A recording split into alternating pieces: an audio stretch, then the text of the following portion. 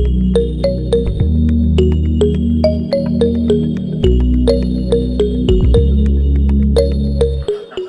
kalau ini kita sudah sampai di dalam rumah Pak Din. Terus Al-Quran juga besar.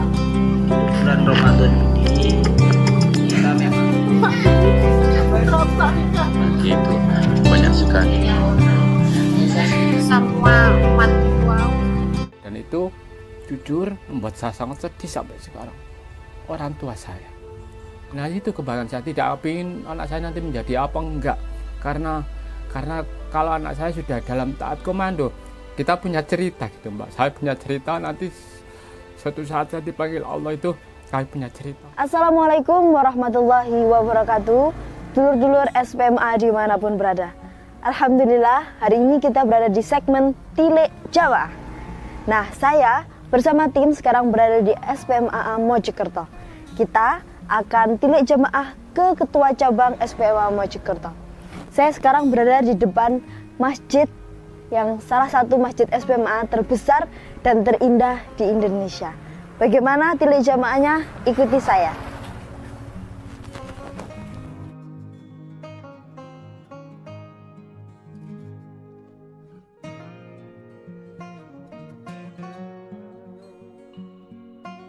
Pemirsa, memang rumah beliau atau rumah Ketua Cabang SPMA Mojokerto ini berada di lingkungan cabang, dan di sini bisa kita lihat ada bangunan TK, ada juga bangunan baru, yakni kolam renang, dan tentunya banyak tanaman-tanaman yang ada. Sekarang kita udah berada di depan rumah beliau, langsung aja kita masuk.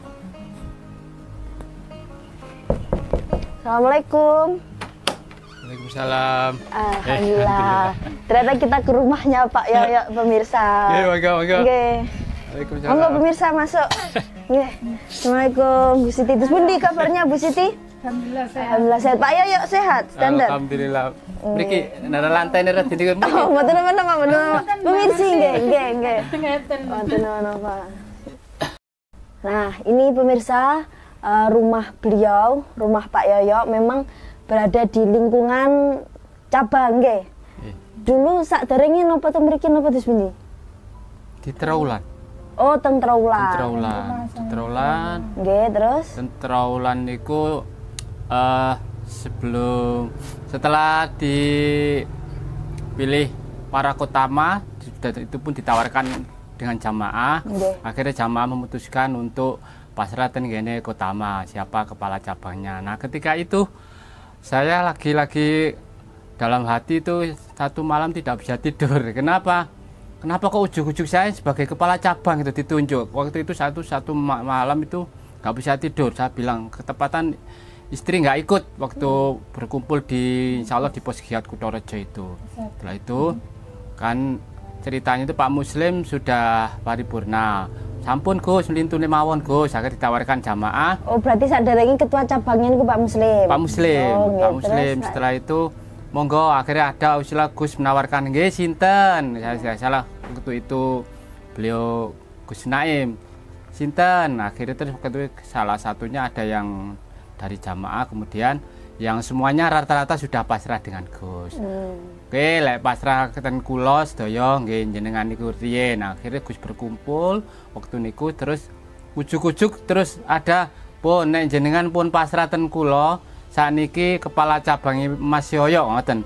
Nah, ketika niku kula nggih Gus pundi nggih seakan-akan saya itu tidak bisa apa-apa, saya tidak pernah mondok, apakah harus saya karena tapi saya berusaha untuk bagaimana saya ini bisa menjadi santri sami'na wa. Jadi ini adalah beliau dulu di Traulan terus pindah ke sini karena emang cuma taat dari instruksi Gus Hafid. Nah niki yo gonten-gonten Pak Yoyo di situ. Yo gone kali. Sing pertama niku Mas Rosis. Taruna Rosis. Saat ini ketemu di Taruna Rosis. Ten Rio. Bertugas ten SPMA. Selama pengabdian 2 tahun kemudian beliau putra saya melanjutkan sampai sekarang di. Cerita awal ketemu SPMA. Sampun berapa lama dan awal kenal niku saking sinten? Kalau awalnya sih saya di Trowulan itu sejak kecil itu sudah dekat dengan rumahnya Pak Rohim ya. Saya mulai SD tidur saya itu sampai STM itu SMA itu di Pak Rohim itu. Saya mengenal SMA itu dari beliau Pak Rohim. Niku tahun pinten? Tahun pinten dia? 9 kalau masih kalau 80 atau sekitar tahun 90-an. tahun 90-an kan? Oh benten kali Bu Siti. Beda. Lebih dulu. Oh Duluan, lebih nggih. riyen Pak Yohyo. Nggih, duluan Terus saya. menikah, Bu Siti tumut. Betul. Dereng Boten. riyen. Terus muni. Mungkin kenalnya itu saya juga dari Pak Rohim situ kan, Nggih. SMP itu terus ngaji di tempat Pak Rohim awalnya itu. Terus kenalnya juga sekitar tahun 91 kalau itu. Oh.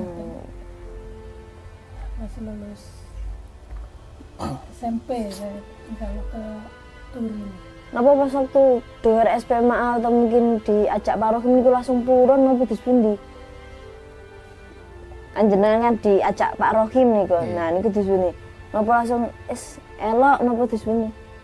Lek kula sih karena sejak kecil itu di Pak Rohim, kemudian saya sejak kecil itu kan saya sudah ditinggal orang tua, dalam arti orang tua saya kan pisah, ibu saya di Jakarta, kemudian bapak saya di Surabaya, saya ikut mbah, jadi tidak ada maksudnya pertentangan atau apa enggak ya, mengalir aja sendiri. Cuma sayanya waktu itu kan nggak ada pikiran untuk mondok itu kan nggak ada, karena mungkin nggak ada yang mengarahkan atau gimana. Saya nggak pernah mondok, mungkin karena ketika mungkin 1 bulan sekali atau waktu liburan itu baru ke pondok. Oh. Lah tasik menangi Pak Guru nih. Tesik masih Nikah juga. Oh nikah riyen Pak Guru. iya, alhamdulillah Pak Guru. Iya. Apa tantangan-tantangan sejak ketemu atau ketika sudah di SPMA? Jadi nopo mawon tantangan selama mengikuti SPMA? Kalau saya di Trowulan itu atau sebelum menjabat sebagai kepala cabang itu, tantangannya memang hanya apa ya, mungkin sudah menjadi bukan berita baru lagi ya. Pasti satu, jangan ikut SMA itu lek mati digelundungno itu seperti itu. Orang dibancai, hanya itu aja. Okay. Nggak sampai ekstrim atau enggak. Insya Allah kalau di Trowulan seperti itu waktu di Trowulan itu. Apa tantangannya bosen? Kan tantangan kan mboten harus saking tiang. Kadang dari diri sendiri mawon itu juga tantangan. Tantangan sepi, tantangan apa bile? Kalau saya itu selama bertugas di sini yang membuat sedih ya. Yang membuat sedih saya ketika kalau di sini itu gak ada orang jamaah. Itu sedih betul saya sedih. Karena demikian mungkin saya kembalikan ke pribadi saya sendiri. Mungkin pribadi saya yang kurang prihatin atau seperti apa seperti itu. Itu sedih saya. Saya bahagia, saya merasa semangatnya luar biasa itu tumbuh kembali ketika ada dulur-dulur SMA yang waktu rawusin, apalagi keluarga dalam gini. Nah itu saya sangat bahagia, sangat bangga sekali. Tetapi gitu lagi, ketika kan sering para kutama itu ada kegiatan mungkin kegiatan kursus bahasa Inggris atau bahasa itu. Nah ujung-ujung setelah banyak orang kemudian ditinggalkan, nah itu saya jadi lagi tuh. Tapi kami berusaha bagaimana di jamaah sini itu bisa rutin, bisa jamaahnya itu. Kenapa kita kan ya sudah menjadi itu kan, bahwa SMA Mojokerto itu masjidnya itu kan sebagai percontohan tapi kemudian dari segi untuk beribadah kepada Allah kan kurang gitu. Nah, bukan dalam arti menjelekkan jamaah saya, bukan, tidak, tapi itu yang saya rasakan sampai sekarang ketika jamaahnya hanya itu saja, saya merasa sedih. Apa yang membuat Pak Yoyo dan Bu Siti yakin derek SPMA? Saya itu merasa yakin bahwa apa yang beliau sampaikan, Bapak Guru Abdul Mukhtar, mulai saya kenal SMA sampai sekarang itu, saya yakin bahwa beliau adalah penolong kami dengan ujian apapun. Memang kita kalau kalau di dalam hadis itu kan ad-dunya sijnul mu'minin wa jannatul kafirin. Ya wis gak apa-apa lah, kita mungkin di dunia ini mau kekurangan apa itu hanya sementara gitu aja.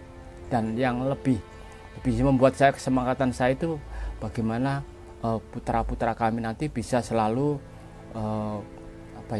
selalu dalam taat komando gitu aja.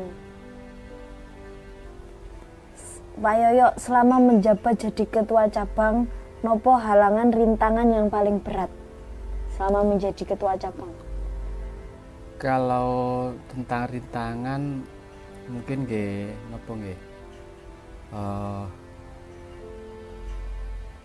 saya kira itu saya tidak seperti dulu-dulu kepala cabang yang lainnya. Saya merasa banyak kekurangan. Saya merasa bahwa diri saya itu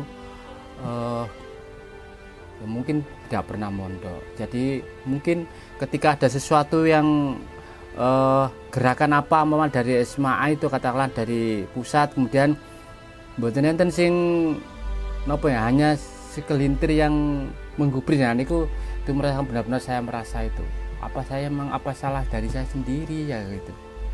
Intinya itu tantangannya itu ya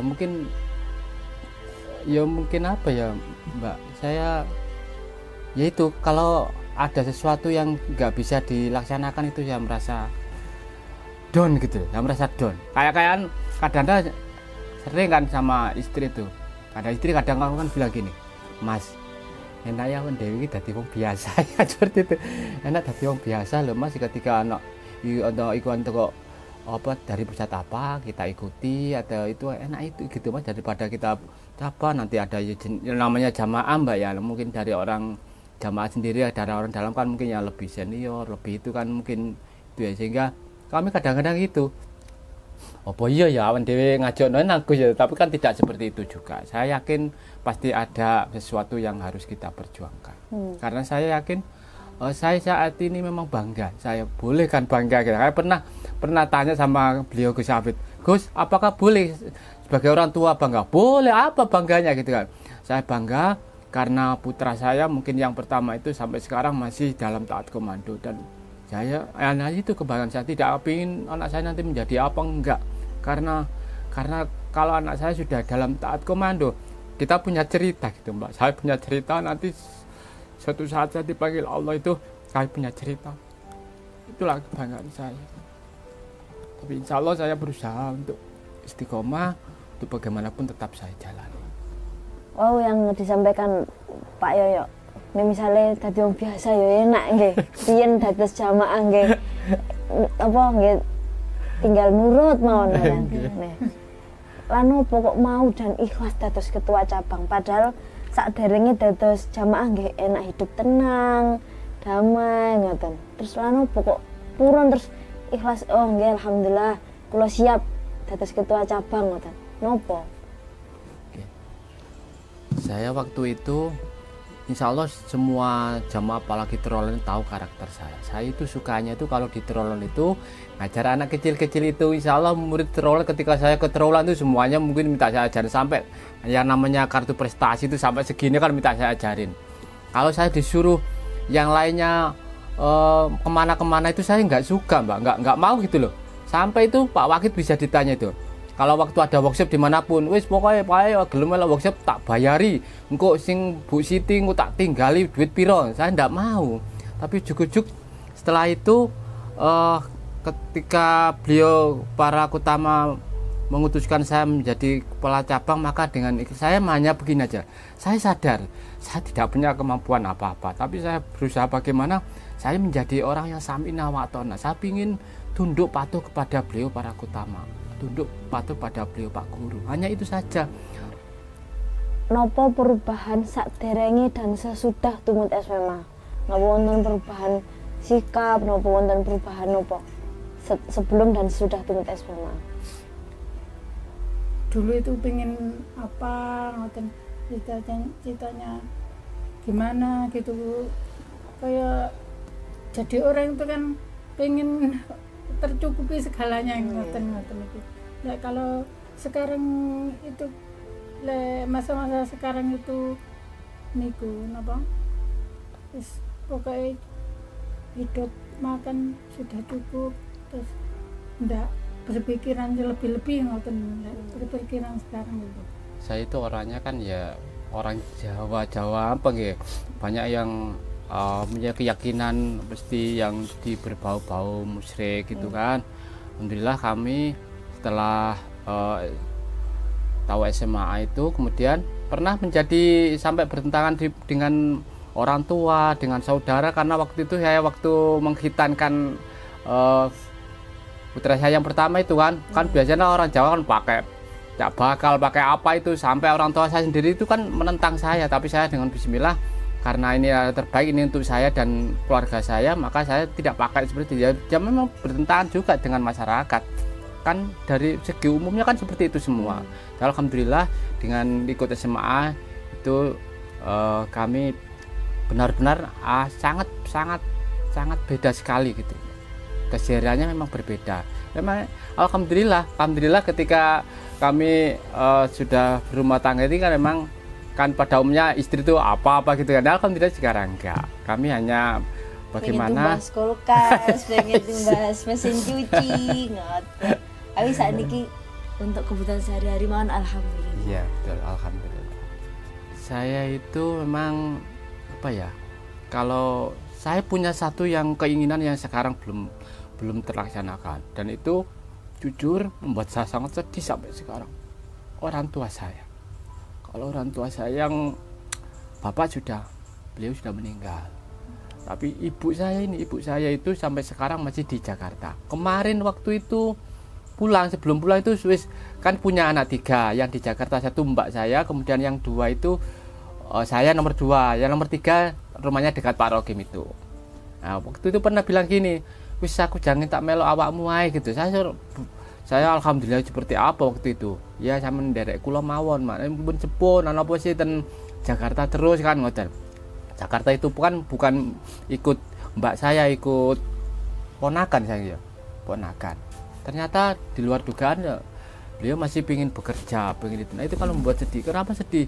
Saya sedihnya itu sudah susah bekerja tiap hari, kemudian ikut pengajian sana sini, nanti kalau tidak bisa berkumpul dengan kami, tidak bisa berkumpul dengan Bapak Guru, nanti kan gimana? Saya pernah minta doa kepada beliau waktu kajian hadis itu kan, saya berusaha untuk bagaimana mendoakan beliau agar sehat, agar bisa tentang ajaran SMA itu kan, sampai sekarang itu membuat saya sedih, sangat sedih. Karena apa? Kan kita tidak tahu, kan tidak jaminan nanti yang dipanggil ibu saya dulu kan, mungkin bisa saya dulu kan. Nah itu yang membuat sedih sampai sekarang itu. Hanya itu. Nah begitu pemirsa cerita perjalanan Pak Yoyo.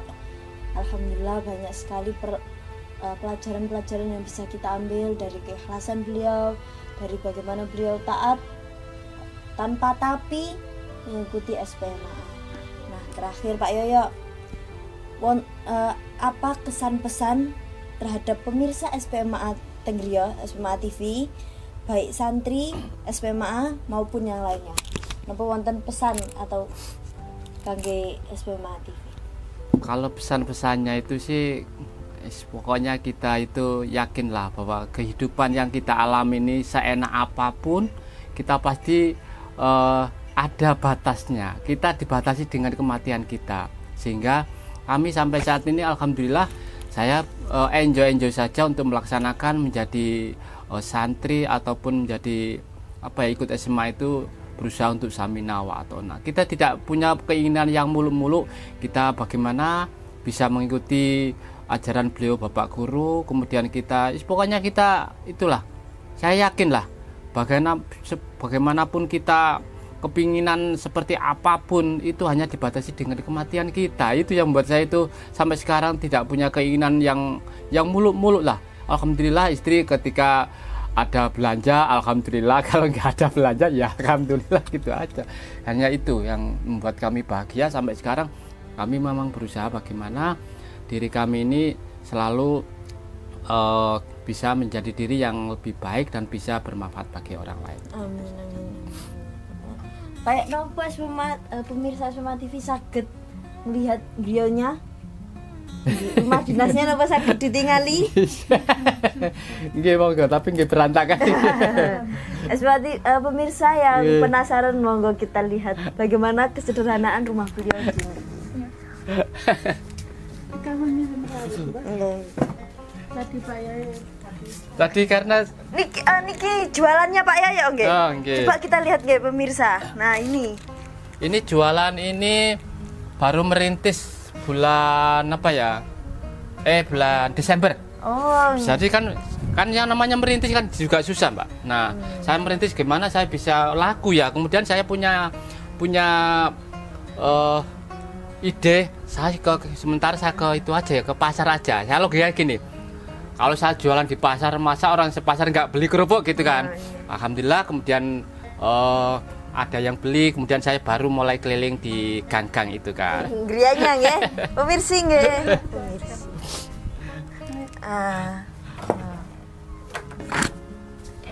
Ini berantakan seperti ini, Pak. dapurnya. Ini dapurnya. Yang penting rumahnya tidak kepanasan, tidak. Nggih. Monggo kita ke depan lagi. Kalau kamar ini dulu kamarnya cuma satu. Kemudian ada beliau kos. Wih, kamar yang boneka kayak gini. Lah terus sana itu kan kudu disekat. Nah, akhirnya alhamdulillah kita sekat. Ini untuk putra saya yang di situ. Nggih, mungkin ngoten mawon Bu Siti, Pak Yoyo, matur suwun sangat sampun memberikan kesempatan kepada pemirsa SPMA TV, kepada kula dan tim untuk wawancara Bu Siti kali Pak Yoyo. Semoga niki bermanfaat untuk kita semua, pelajaran-pelajaran apa yang disampaikan oleh beliau berdua, dan niki menjadikan semangat lagi, semangat giroh untuk saling mengajak sesama dan dakwah dimanapun berada. SPMA TV undur diri. Assalamualaikum warahmatullahi wabarakatuh. Waalaikumsalam.